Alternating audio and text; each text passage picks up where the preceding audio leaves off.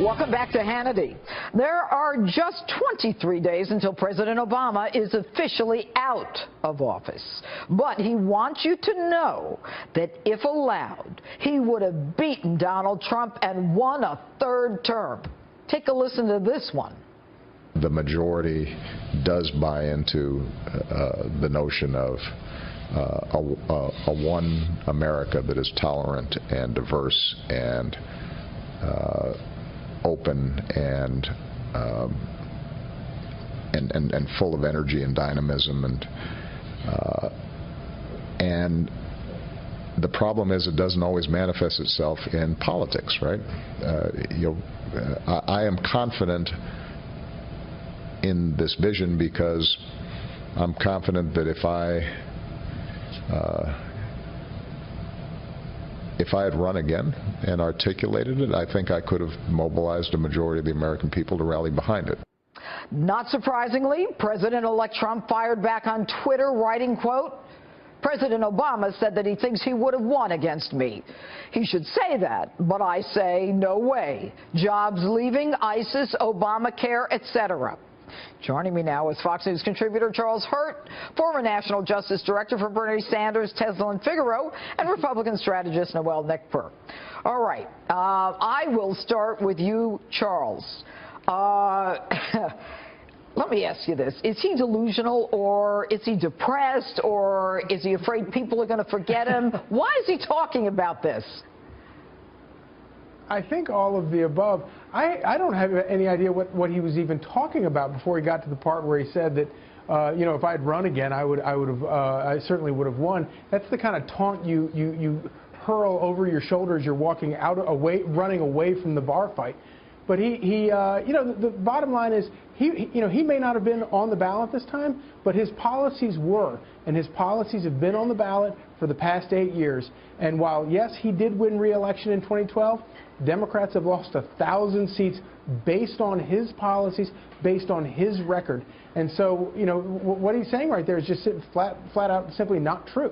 All right, and Teslin, isn't he the one who said, I will take this personally, if she doesn't get elected, it's really a third term for me?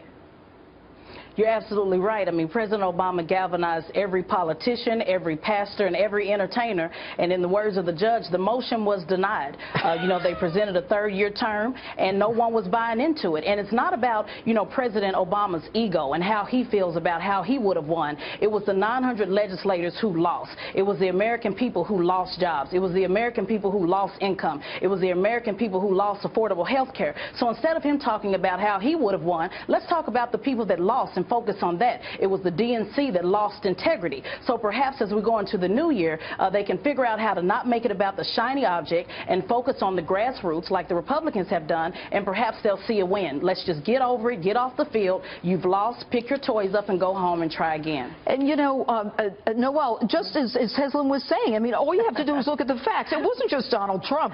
The Senate, the House, the gubernatorial races. I mean, this was a trifecta. Well, you know what?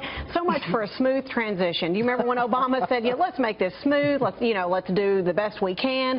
Whatever on that. It's just like he believes his own rhetoric. And how arrogant to sit there and say, if I would have run for a third term, I would have won. Really? Slap in the face Hillary Clinton, slap in the face the voters, the middle-class voters that voted you out. And although he may have won some of those states that Trump won, the fact of it is that Trump won. Yes. Yeah, well, they turned around and they, not only did Trump win, but they changed parties, and that's pretty huge. Yeah. All right, Charles, I'm going to ask you to listen to what David Axelrod said about Obama not accepting that the election was a referendum on his view of the world. He doesn't accept that the election was a verdict on his view of where the country should be going. He points out that she got a majority of the vote. He feels that he would have won the election. But there's no doubt that there is some criticism implicit in his remarks. And to me, the criticism is of Hillary Clinton, correct? Oh, absolutely. I mean, and I must say that this is the one part of all of this that I've enjoyed immensely, is just how much he throws her under the bus at every turn. And he was doing that the day after, just saying, you know, talking about how much harder he worked when he ran for re-election and ran for the first time, and talking about when he beat her, how hard he worked in Iowa in order to beat her. But can you imagine if George W. Bush in 2008 had come out after the election and just trashed John McCain after Barack Obama won? No decent person would do this. And to have the President of the United States now doing this, I think it really does, it says a lot about both how he is governed and kind of his, you know, the way he is going to, I think, be remembered going forward. And Teselin, he said in this interview, he says, even people who disagreed with me says that my vision is the right vision. Now, how do you justify that? How do you rationalize that, Teselin? Well, I rationalize it that people got tired of hearing a vision. They wanted to see action. You know, anybody can talk about what you're going to do, but see, when it came down to the reality of what was actually done, people were over it.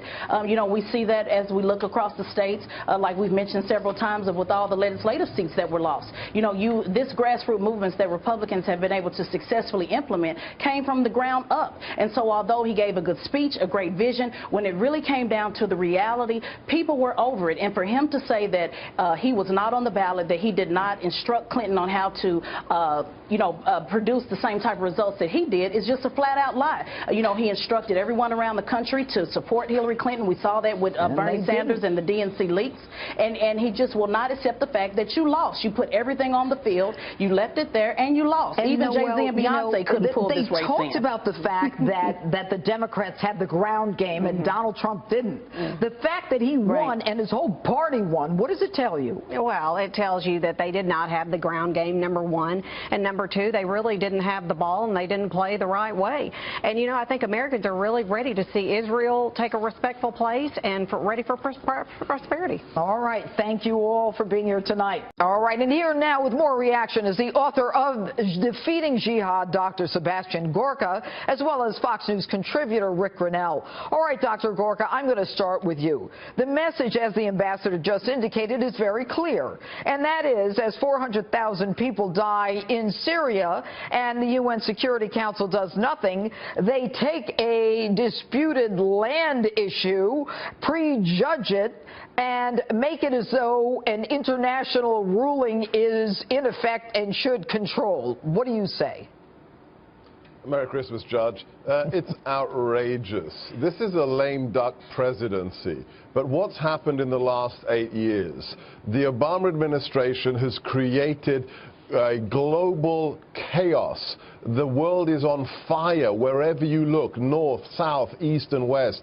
Europe, you see Russia invade Ukraine. Asia, you see China build fake islands and then put military installations on them. Then you see disaster after disaster in the Middle East, the rise of ISIS, the rise of Boko Haram, on and on and on. And what do? Instead of following the Hippocratic Oath for the last month of their administration, the do no harm promise, what do? They throw gasoline on the fire, and they side with everybody else who really is using the United Nations to execute a form of veiled anti-Semitism. There's nothing else that you can describe this as. Well, go ahead. Certainly, it is a reverse of a position that the United States has taken in the past, Rick Grenell.